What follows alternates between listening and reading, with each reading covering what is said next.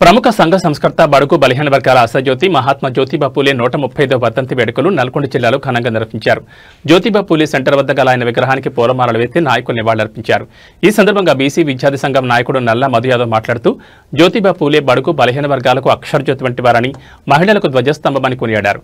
అయితే ఆయన ఆశయాలు ఇప్పటికీ పూర్తిగా నెరవేరలేదని ఆవేదన వ్యక్తం చేశారు. ముఖ్యంగా స్థానిక సంస్థల ఎన్నికల్లో బీసీ రిజర్వేషన్లపై ఆయన కాంగ్రెస్ ప్రభుత్వంపై తీవ్రస్థాయిలో విమర్శలు గుప్పించారు. గతంలో బీసీలకు ఇవ్వాల్సిన 42% రిజర్వేషన్ కాంగ్రెస్ ప్రభుత్వం ఇవ్వకుండా మోసం చేసిందని ఆరోపించారు. ఇప్పుడు ఇచ్చిన జీవో 46 ప్రకారం కేవలం 17% రిజర్వేషన్ స్థానాలే బీసీలకు వస్తున్నాయని, ఇది బీసీలను వంచడమేనని మధు యాదవ్ మండిపడ్డారు. మాజీ ఐఏఎస్ అధికారి చొల్లేటి ప్రభాకర్ మాట్లాడుతూ సామాజిక అంశాలను పరిష్కరించకుండా భారతదేశం సమసమాజాన్ని స్థాపించలేదన్నారు. ప్రజాస్వామ్యం స్థిరంగా ఉండాలంటే పాలకులు సమాజంలోని అన్ని వర్గాలకు చట్టసభల్లో సరైన ప్రాతినిధ్యం కల్పించాలని, అప్పుడే ఆయా వర్గాల సమస్యలు పరిష్కారమై న్యాయం జరుగుతుందని అభిప్రాయపడ్డారు. ఈ వర్ధంతి కార్యక్రమంలో జిల్లా ప్రధాన కార్యదర్శి నేలపట్ల సత్యనారాయణతో పాటు పలువురు బీసీ నాయకులు మరియు విద్యార్థి సంఘం నాయకులు పాల్గొని మహాత్మా జ్యోతిబా పూలే ఆశయాల సాధన కోసం కృషి చేయాలని పిలుపునిచ్చారు.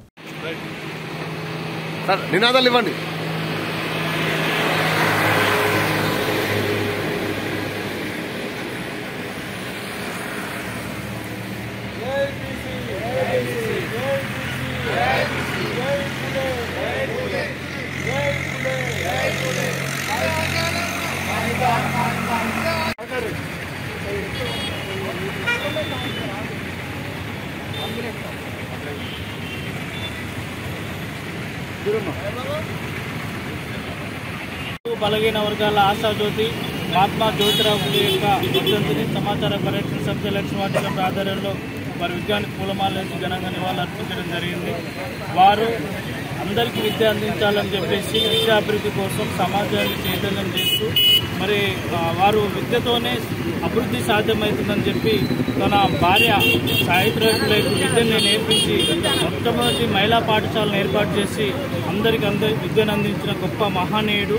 వారి స్ఫూర్తి, వారి ప్రోత్సాహం, వారి ఆశాదన కోసం ప్రతి ఒక్కరు పూర్తి చేయాలని కోరుతాం. జై హింద్, జై తెలంగాణ. ఆర్థిక శుభాకాంక్షలు తెలియజేస్తాము. మేము ఒకటే అడుగుతున్నాం, నల్గొండ జిల్లా ఈ రొట్టె రాజ్యమా? ఇంకారెడ్డి గారు, రొట్టె రాజ్యం కాదు, ఇది బీసీ రాజ్యం. ఈ రోజు బీసీ అంతా ఒకటైనాం. ఎంతసేపు ఉన్నా గత 30 సంవత్సరాలుగా బీసీలు నిర్ణయం కూడా చేసినటువంటి చరిత్ర ఇంకారెడ్డి గారిది.